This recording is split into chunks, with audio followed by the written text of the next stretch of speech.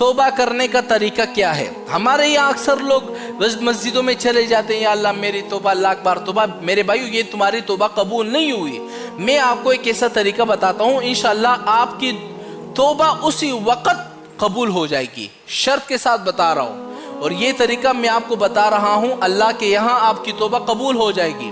ہم لوگ مسجدوں میں چلے جاتے ہیں نا، جب توبہ کرنا ہوتا ہے ہم لوگ مسجد میں جاتے ہیں، ہاتھ اٹھاتے ہیں، یا اللہ میری توبہ، لاکھ بار توبہ، کروڑ بار توبہ۔ یہ آپ کی توبہ قبول نہیں ہوئی۔ ہمیں توبہ کرنے کا طریقہ نہیں آتا، میں آپ کو طریقہ سکھلاتا ہوں کہ توبہ کس طرح کی جاتی ہے، آپ کی توبہ فوراً قبول ہو جائے گی۔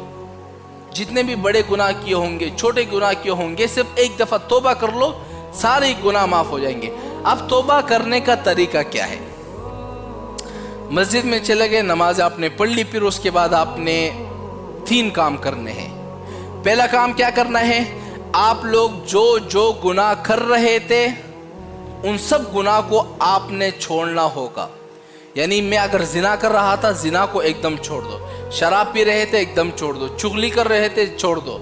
سود کا کاروبار کر رہے تھے، ایک دم سارے گناہوں کو آپ نے کہنا ہوگا، یا اللہ میں سارے گناہوں سے توبہ کرتا ہوں۔ سارے گناہ کو چھوڑنے پڑیں گے، پہلی شرط ہے توبہ کی۔ دوسری شرط کیا ہے؟ دوسری شرط یہ ہے کہ اللہ تعالیٰ سے آپ نے اللہ تعالیٰ سے وعدہ کرنا ہوگا کہ یا اللہ آج کے بعد میں گناہ نہیں کروں گا، ایک بھی گناہ نہیں کروں گا۔ دوسری شرط ہو گئی۔ تیسری شرط یہ ہے کہ آپ کے دل کے اندر ندامت محسوس ہو، آپ کو رونا آ رہا ہو، اللہ تعالیٰ کے سامنے گڑ گڑائے، یا اللہ میری توبہ، میں نے یہ گناہ کیے، ماں کی نافرمانی کی ہے۔ جب یہ 3 شرطیں آپ کی توبہ کے اندر پائی جائے گی، آپ کی توبہ فوراً قبول ہو جائے گی، فوراً۔